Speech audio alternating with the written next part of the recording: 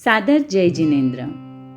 अखिल भारतीय तेरापंथ महिला मंडल प्रस्तुत करता है 18 पापों से बचते हुए जीवन यापन का एक प्रायोगिक रूप। परिहार पाप का, निखार आत्मा का। परिहार पाप का, निखार आत्मा का। प्रस्तुत है आपके समक्ष जानकारी प्रथम पाप की। प्रथम पाप प्राणातिपात पाप।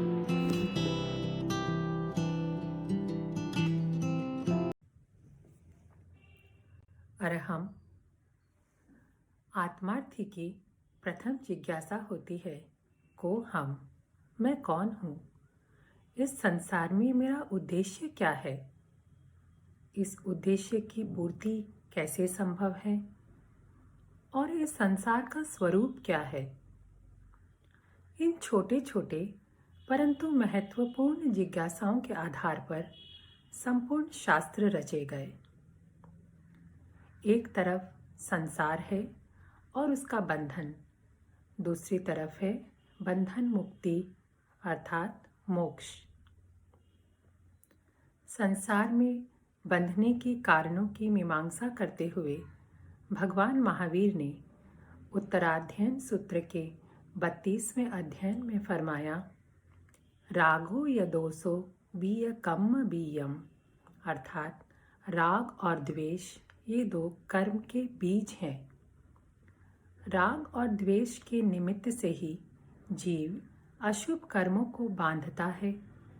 18 प्रकार के पापों में लिप्त रहकर संसार समुद्र में निरंतर भ्रमण करता है। पौद्गलिक संबंधों के कारण ही जीव की चेतना राग और द्वेष से उद्दीप्त होकर पुनः नवीन कर्मों का बंध करती है। जिन कर्मों के उदय से जीव इन 18 पापों का संग्रह करता है, उन कर्मों को पाप स्थान कहा जाता है। प्राणातिपात क्रिया करने से प्राणातिपात पाप, मृषावाद क्रिया करने से मृषावाद पाप का बंध होता है। क्रिया आश्रव है, जीव का परिणाम है, अतः जीव है। और जिन कर्मों का बंध हुआ वह पाप कर्म अजीव है। हमारे लगभग 36 दिनों की इस विस्तृत कार्यशाला में 18 पापों पर सैद्धांतिक तथा प्रायोगिक चर्चा की जाएगी, ताकि चिंतन पूर्वक सावधानी बरतते हुए हम पापों से अधिक निवृत्त रह सकें। 18 पापों में पहला प्रकार है प्राणातिपात पाप। प्राणों का अतिपात करना अर्थात वियोजन करना प्राणातिपात पाप कहलाता है।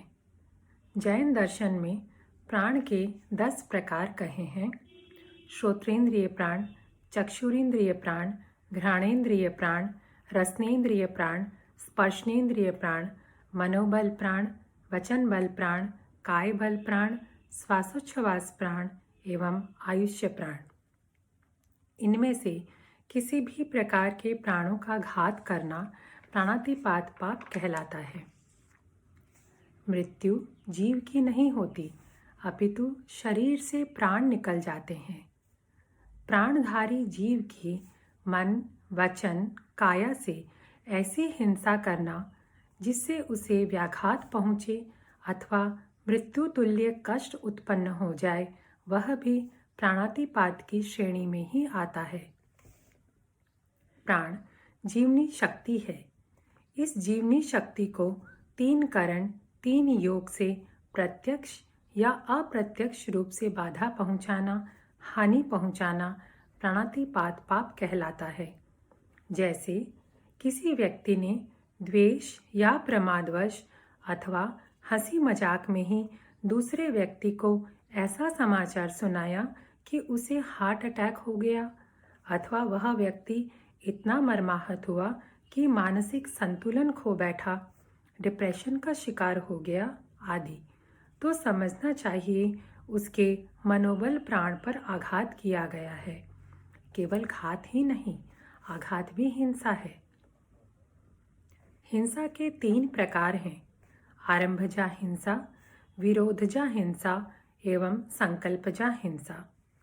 आरंभजा हिंसा खेती, व्यापार, घरेलू कामकाज, आवश्यक वस्तुओं के उत्पादन आदि में लगने वाली हिंसा आरंभजा हिंसा है। विरोधजा हिंसा राष्ट्र, समाज, परिवार, कुटुंब आदि की सुरक्षा के निमित्त होने वाली हिंसा विरोधजा हिंसा है। संकल्पजा हिंसा द्वेषवश संकल्प पूर्वक किसी के प्राणों का घात करना अथवा हत्या करना संकल्पजा हिंसा है। प्रथम 2 प्रकार की हिंसा का त्याग कर देना एक गृहस्थ के लिए सर्वथा संभव नहीं। यद्यपि ये दोनों प्रकार की हिंसा लोक गर्हित नहीं है, फिर भी हिंसा तो हिंसा ही है। अतः इसके अल्पीकरण का प्रयत्न अवश्य करना चाहिए। संकल्पजा हिंसा का तो पूर्ण त्याग एक श्रावक को होना ही चाहिए। अब हम अपने प्रतिदिन के क्रियाकलापों पर ध्यान देंगे कि कहाँ-कहाँ और कैसे-कैसे हमारे द्वारा प्राणातिपात हो रहा है। सुबह उठते ही शुभ भावना, शुभ विचार करें। याद रखें, विचारों का भी संक्रमण होता है। हमारे द्वारा छोड़े गए अशुभ विचारों के पुद्गल संपूर्ण लोक तक फैल सकते हैं। किसी भी प्राणी के द्वारा इन अशुभ पुद्गलों का ग्रहण हो सकता है, जिससे कि उसकी मानसिक अवस्था विचलित हो जाए। यह हिंसा का एक प्रकार है। बोलते समय हमें ध्यान देना है कि कहीं हम कटु, कड़वा वचन तो नहीं बोल रहे हैं। क्या उस कथन में द्वेष की, मान की, किसी को नीचा दिखाने की, दबाने की भावना है? ऐसा वचन बोला कि सामने वाला घुटकर रह गया, उसकी जबान ही दब गई। यह वचन बल प्राण की हिंसा है। कई बार जब कोई व्यक्ति अपनी मन की बात कह नहीं पाता तो उसे गले से संबंधित बीमारियां भी हो सकती है। इस प्रकार की हिंसा से बचें। अपने अधीन काम करने वाले सेवक सेविकाएं, ऑफिस के स्टाफ आदि से हम किस प्रकार बोलते हैं, जरा ध्यान दें। हम अपनी शरीर की शुद्धि के लिए पानी का विभिन्न प्रकार से उपयोग करते हैं। सीधे नल के नीचे हाथ न धोकर पात्र में पानी लेकर हाथ धोया जा सकता है। फवारे या नल के नीचे सीधे स्नान करने से अनावश्यक अधिक अपकाय का उपयोग होता है। बर्तन धोते समय, कपड़े धोते समय अथवा अन्य घरेलू कामकाज करते समय किस प्रकार कम पानी का उपयोग किया जा सके, उस ओर हमें विवेक रखना चाहिए। सर्दी के दिनों में गर्म पानी का बहुत मात्रा में उपयोग होता है। एक बार कल्पना करें कि हमारे शरीर को कोई गरम पानी में उबाल रहा हो या आग में पका रहा हो। क्या वेदना सिर्फ हमें ही होती है? स्थावर के जीव तो इतने सूक्ष्म होते हैं कि उनके स्पर्श मात्र से वे अत्यंत वेदना की अनुभूति करते हैं। सुबह सैर पर चलते समय तथा घर पर या कहीं पर भी चलते फिरते हुए नीचे देखते हुए हमें चलना चाहिए, ताकि छोटे छोटे कीड़े मकोड़ों की विराधना से हम बच सकें। कहा गया है, गर्भवती स्त्री के पेट पर लात से प्रहार करने से उसे जो तीव्र वेदना होती है, घास के जीवों को स्पर्श करने मात्र से ही उतनी तीव्र वेदना की अनुभूति होती है। सभा संस्थाओं में या अन्य कहीं पर भी अनावश्यक बत्ती, पंखे आदि चल रहे हों तो उसे बंद कर दें। बिजली के उत्पादन में बहुत हिंसा होती है। उसे सावधानी पूर्वक हमें उपयोग करना चाहिए। हम जिन वस्त्र, जूते, चप्पल, बेल्ट, पर्स, प्रसाधन सामग्री का उपयोग करते हैं, उनके उत्पादन की प्रक्रिया को जांचकर प्रयोग करने से तथा कम हिंसात्मक विकल्प चुन लेने से प्राणातिपात पाप के एक विराट क्षेत्र से बच पाएंगे। रात्रि भोजन का त्याग हिंसा से बचाव का एक सशक्त माध्यम है। बड़ी बड़ी पार्टियों में जहां हजारों व्यक्तियों का खाना बनता है, यदि हम वहां भोजन करते हैं तो वहां होने वाले संपूर्ण आरंभ समारंभ के भागी बनते हैं। जबकि चिंतन करना है कि आखिर हम कितना खाएंगे। संभव हो तो खाने पीने की वस्तुओं का सीमा कर लें अथवा सुविधानुसार कोई भी नियम लिया जा सकता है। क्या हम आहार करते समय थाली पर ध्यान देते हैं? कहीं छोटे छोटे उड़ने वाले कीड़े रात्रि में हमारा भोजन तो नहीं बन रहे?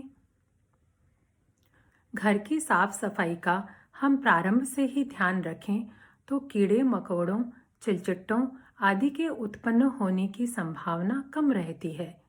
क्यों तो पहले असावधानी बरतें और बाद में उन्हें समाप्त करने के लिए दवा आदि का छिड़काव करना पड़े।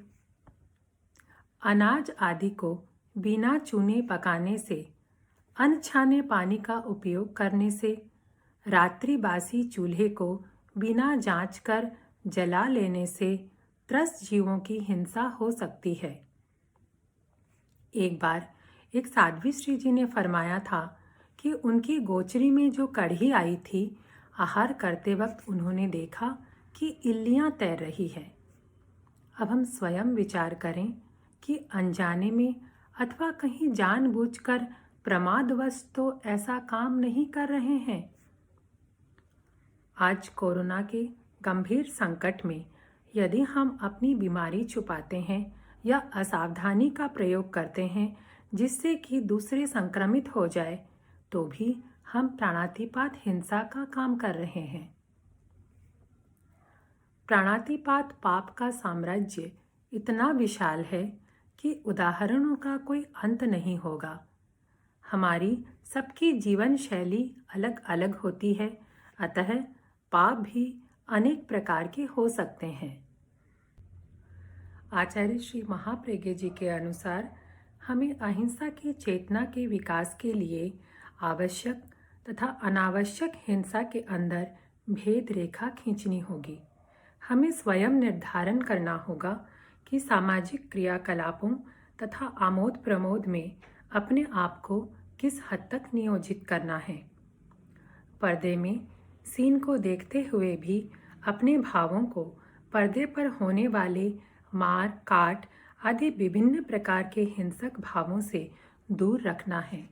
इस तरह के आमोद प्रमोद से सामुदायिक कर्मों का बंध होता है। नदी, समुद्र आदि में अनावश्यक यात्रा से हमें बचना चाहिए, ताकि उस नदी अथवा समुद्र में जो असंख्यात अपकाय के तथा अपकाय के निश्रय में रहने वाले मछली आदि त्रस्त जीवों की हमारे द्वारा हिंसा न हो। स्टीमर, स्पीड बोट आदि की तीव्र गति से ऐसे छोटे छोटे जीवों के शरीर के टुकड़े भी हो जाते होंगे। कई बार हमें मकान, भवन आदि के विमोचन समारोहों में जाना पड़ता है। वहां हम उस मकान, फ्लैट आदि की प्रशंसा करते नहीं थकते हैं। क्या हमने कभी गौर किया इनके निर्माण कार्य में कितनी पृथ्वी काय की ईंट, भट्टी, चूना, पत्थर, मार्बल, सीमेंट आदि के रूप में, कितने अप काय की, कितनी वायु काय की, कितनी तेजस काय की, कितनी प्रत्येक तथा साधारण वनस्पति की हिंसा हुई है। हमारा जिस काम से कोई लेना देना ही नहीं, फिर प्रशंसा करके असंख्यात अथवा अनंत जीवों के प्राणातिपात पाप की अनुमोदना करने की क्या आवश्यकता है? क्या आवश्यकता है भोजन की प्रशंसा, निंदा करने की? जिस खाने को पकाने में 6 जीवनी काय की हिंसा हो रही हो, वनस्पति के जीवों को तरह तरह की डिजाइनों से सुधार कर और लोगों के वाहवाही लूटकर हम अपनी आत्मा का कितना भला कर रहे हैं। कभी एक बार अपनी जली हुई, कटी हुई चमड़ी में नमक मिर्च लगाकर देखें तो सही। बाजार में जाकर जिन सब्जी फलों को हमें खरीदना भी नहीं है, हम उन्हें अनावश्यक छेड़छाड़ करते रहते हैं। जिस प्रकार भाले से भेदे जाने पर भी गूंगा व्यक्ति बोलने में सक्षम नहीं होता, किंतु तीव्र पीड़ा का अनुभव वह हमारे जैसा ही करता है, उसी प्रकार स्थावर जीव तथा मूक त्रस जीव की वेदना भले ही कानों से सुनाई नहीं देती हो, किंतु क्या विवेक चक्षु से दिखाई भी नहीं देती। यदि हमें पापों के बंध को कम करना है तो त्याग की सीमा को क्रमशः बढ़ाते जाना है। आचारांग सूत्र के 5वें अध्ययन में भगवान ने फरमाया, नो निहिज्य वीरियम, अर्थात अपनी शक्ति का गोपन मत करो। गृहस्थ में रहते हुए भी अंतर के चक्षु को सदा खुला रखना है, क्योंकि भगवान महावीर का घोष है, विवेके धम्म माहिये, विवेक में ही धर्म है। धीरे धीरे हमारा अभ्यास परिपक्व बनेगा। हमें सचेत रहना है ताकि इंद्रियों के विषय, आमोद प्रमोद तथा प्रमाद हमारे ऊपर हावी न होने पाए। अहिंसक चेतना के विकास के लिए मंगल कामना करती हूँ। ओम अरहम।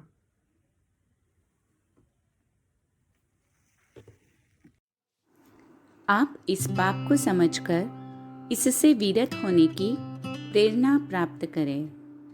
धन्यवाद।